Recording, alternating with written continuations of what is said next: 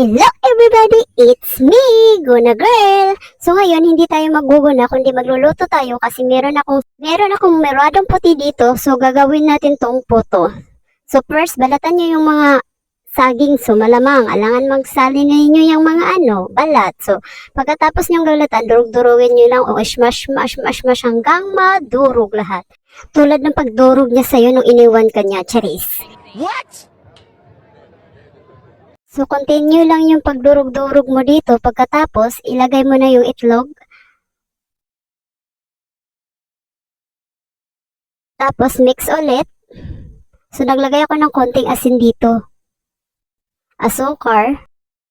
Guys, wag lang yung madaming asukar ha, kasi yung saging is may matamis na yung nabibigay. So, pagkatapos nilagay ko din yung yes at saka baking soda. Pagkatapos, kumuha lang ako nito ng salaan.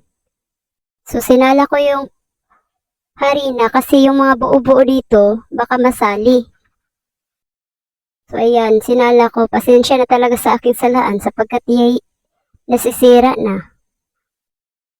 So, continuous na ako dyan. Pagkatapos ko na, so mix ko na yun lahat para matutally combine.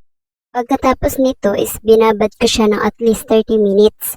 Medyo nahihirapan ako magtakal kasi nga medyo malaki yung nilalagyan ko nito. So, nilipat ko siya sa maliit.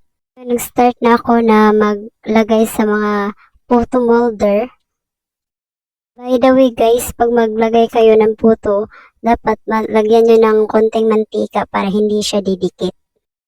Habang nagluluto ako ay andito na naman yung makukulit kong mga pinsan. Ayaw talaga akong tantanan kaya sabi niya, i-flex ko daw siya kaya pagbigyan natin. Go! Ay, hindi ko talaga alam guys kung anong pinagagawa niya sa buhay mo pag nandito sa bahay. So, kung ano-ano na nang maisipan na magluluto ako.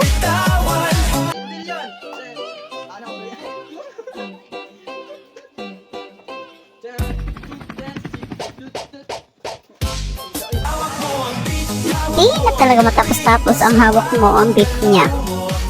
Hindi naman ako na-inform guys na ang isa pa to sa sekreto para mas sumarat yung pagluluto mo. Aba, ayos.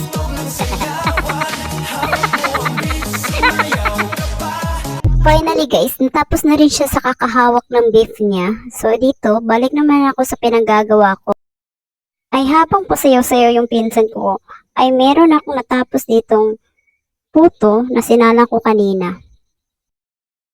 So, ito na yung last na puto na isasalang ko ngayon. Then, after ito, so, tikman na natin, guys.